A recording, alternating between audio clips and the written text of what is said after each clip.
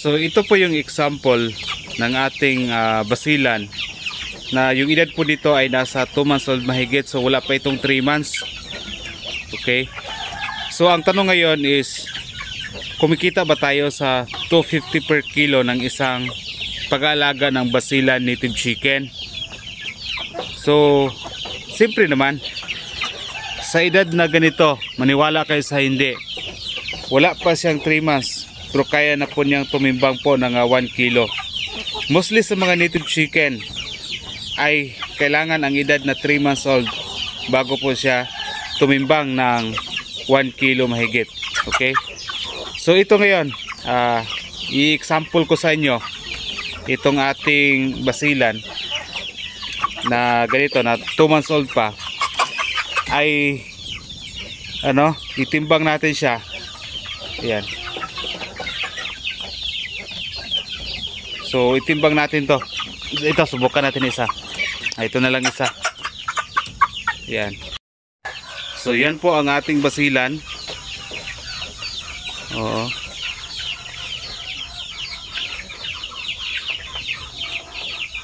So 1 kilo na po siya. So hindi ka talaga lugi sa pag-alaga ng basilan dahil ganitong edad, 2 months old, wala pang 3 months. Kaya na niyang magtimbang ng 1 kilo. Oh. So nung nakaraan, mayroon pumunta dito na gustong bumili ng tig 1 kilo lang daw ng ganito. Sabi ko, wala akong available kasi akala ko nga hindi ito umabot ng 1 kilo. So pagtimbang ko tulad nito ngayon, ay umabot na pala siya ng 1 kilo. Ayan. So buti nag-cooperate na itong manok kasi ang hirap po niyang timbangin. Kanina pa ako. So ang hirap pong gumawa ng vlog, no? Yan.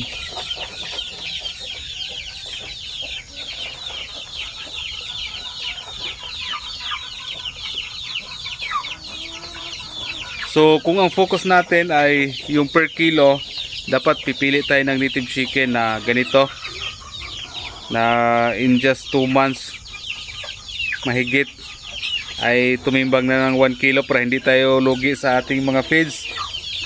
Ayan.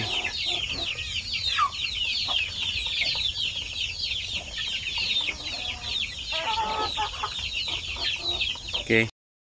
So ito yung pangalawa na basilan. Magkapatid ito sila, pero yan tumitimbang na rin yan ng 1 kilo. Ayan.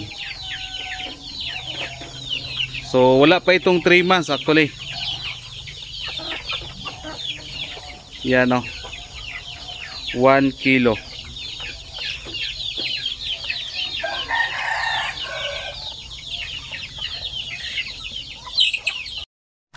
So yan po dito, pinakawalan ko na kanina yung tinitimbang ko. Yan ito,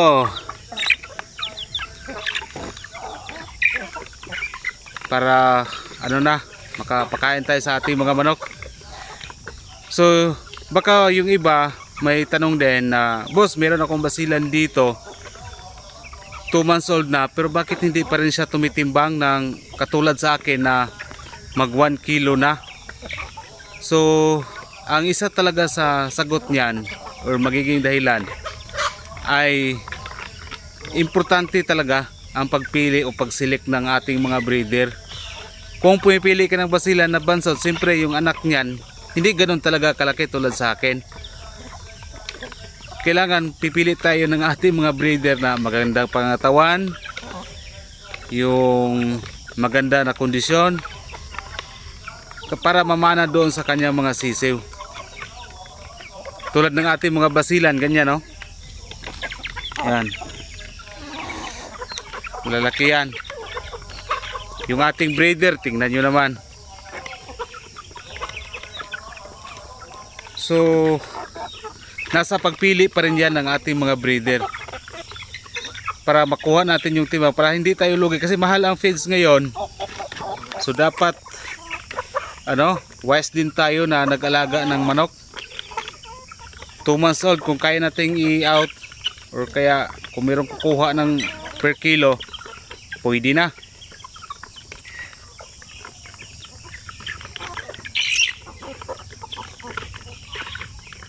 So meron ako dito na sampin, meron ako dito basilan. So in terms naman sa kanilang timbang, to be honest sa inyo, mas lamang ang basilan actually. Yung sampin tinitimbang ko 2 months pero hindi pa ganoon kabigat tulad ng ating basilan na umabot sa 1 kilo. Pero yung sampin ko dito, kailangan nating hintayin pa siya ng anong tawag ito, ng 3 months bago siya tumimbang ng gano'n na 1 kilo. Pero itong basilan, wala pang 3 months, kaya na.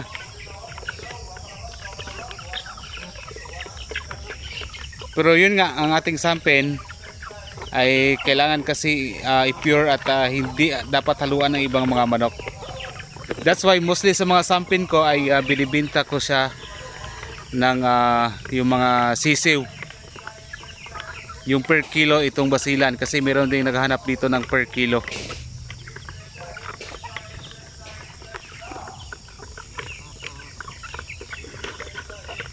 Kung halimbawa naman ang tanong nyo ay yung inyong mga manok like mga Bisaya, mga Darag na hindi gaano kabigat, ang magandang idea po dyan, i-upgrade nyo kaya sa isang Shamo o kaya sa isang Heritage na roster para bumigat siya.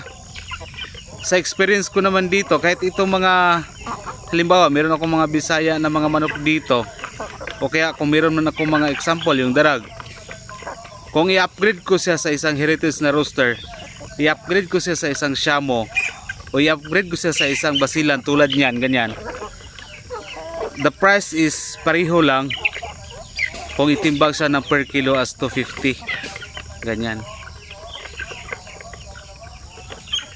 So tayo na nagmamanok, kailangan maghanap ng paraan kung paano tayo kumita. Nako, ngayon ang mahal ng feeds kasi, kaya dapat diskarte na lang kung paano kumita dito. Sa mga sampin ko, mostly yan, nakita nyo, halos ina-out ko talaga sila kapag sisiw na. Pero itong basilan, okay lang, 2 months, pwede na. So yung iba, mga 45 days old pa yan. So of course, hindi pa yan abot ng 1 kilo. Hintayin natin sila mag 2 months. 2 months mahigit ha.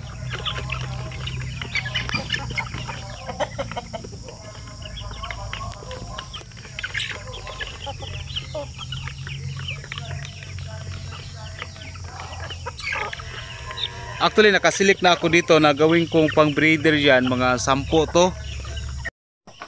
So ito naman po yung aking mga breeder na mga basilan. Yan o. Yan. So maganda na mga breeder dahil yun nga, maganda yung pangatawan, malusog, malaki ho sila. So ito yung mga parents nung tinitimbang natin kanina.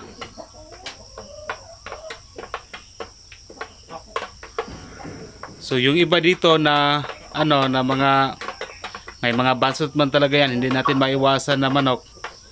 Yun ang iba, ina-out natin yan, hindi yan pwede gawing breeder. Yung ganito dapat. Kasi pareho lang naman yan sila ng kinakain, di ba? So dapat pili tayo na maganda na mga breeder na basilan. Dito actually may mga itlog na yan dito. Ayan o.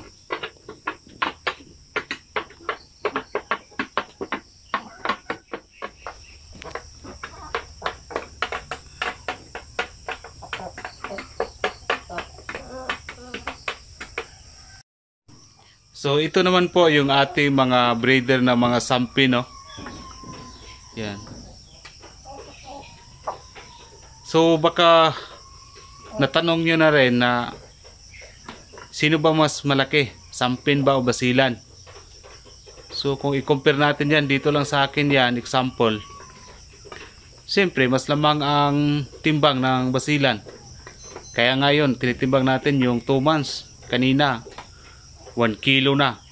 Pero yung sampin ko, itimbang ko ng ganong edad, Nasa 3/4 pa siguro, hindi siya umabot pa ng 1 kilo. 3 months talaga. Sa totoo lang 3 months kaya ni po nitong tumimbang ng 1 kilo. Pero that's kung ano, yung timbang po talaga mostly sa mga native chicken. 3 months talaga 1 kilo. Kaya ako or yung iba na nag-alaga ng manok, kung mapapansin nila, kailangan nilang i-upgrade yung kailang mga native chicken, hindi nila i-pure. Pero ako dito, ginagawa ko siya na pure talaga. Hindi na ako na kailangan pag 2 months, kailangan 1 kilo na sila. So hindi ko na ginagawa yan.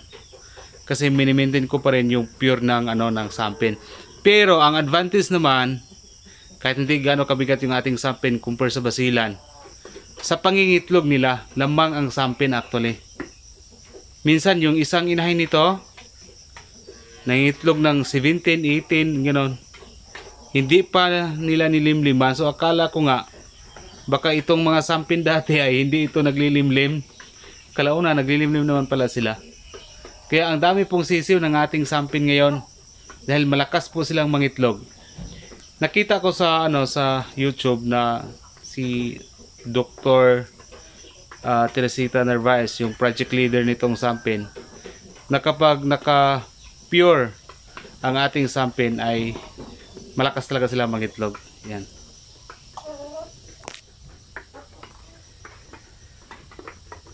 So yun yung advantage. May mga disadvantage saka advantage sa pag-aalaga ng basilan at saka yung sampin.